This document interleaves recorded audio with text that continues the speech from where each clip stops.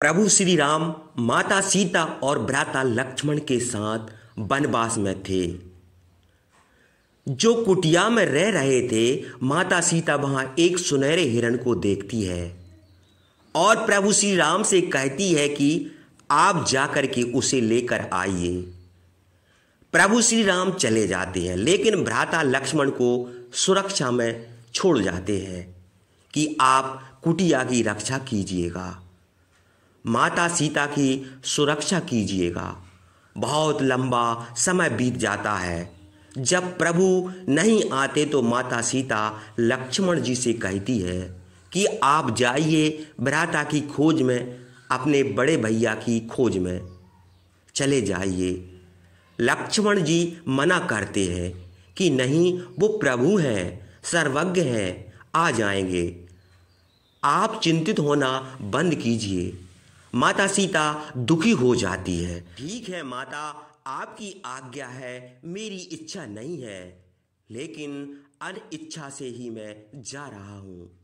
जाने से पहले वो कुटिया के चारों ओर एक रेखा खींच कर जाते हैं और निवेदन करके जाते हैं कि माता, आप इस रेखा से बाहर मत आना।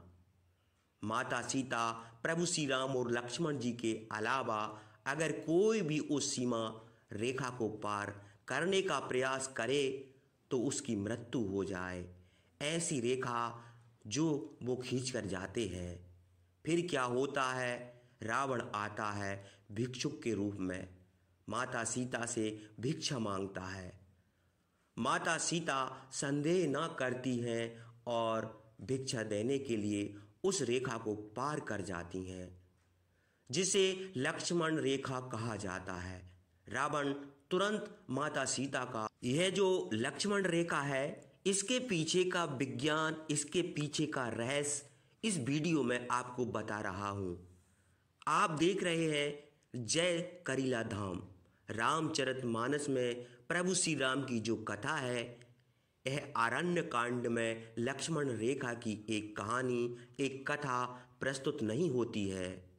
रामचरितमानस के लंका कांड में रावण की जो पत्नी है मंदोदरी, वह रावण की वीरता के जो बड़े बोल दाव है उन पर उसे दांत लगाते हुए संकेत देती है कि आप इतना बड़ा जो है अपना शौर्य बताते हैं, इतना बड़ा जो अपना गुणगान करते हैं, आप राम के छोटे भाई ने जो एक रेखा खींची थी उसे भी पार नहीं कर पाए।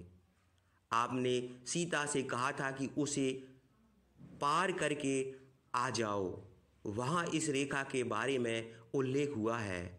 जो मूल रामायण है, जो वाल्मीकि रामायण है, उसमें इस रेखा का उल्लेख नहीं है। रामायण की एक और कृति है राधे श्याम रामायण, जिसमें उल्लेख है कि माता सीता लक्ष्मण रेखा को लांघती हैं।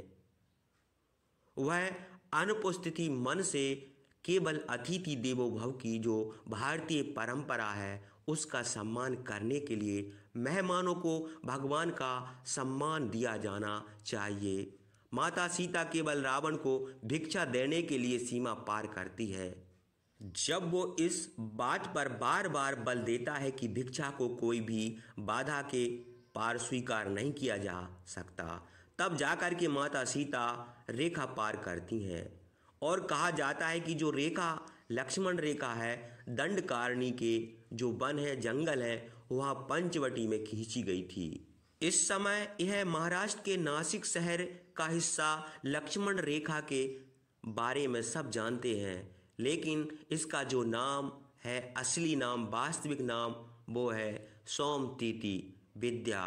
सोमतीति विद्या के बारे में काफ़ी आर्टिकल्स मैंने पढ़े, जिसमें बताया गया कि भारत की प्राचीन विद्याओं में एक थी जिसका अंतिम प्रयोग महाभारत काल में हुआ था। एक कथा में महर्षि भरद्वाज मुनियों के साथ में भ्रमण करते हुए वशिष्ठ आश्रम पहुंचते हैं। उन्होंने महर्षि वशिष्ठ जी से पूछा कि राजकुमारों की शिक्षा कहाँ तक पहुंची।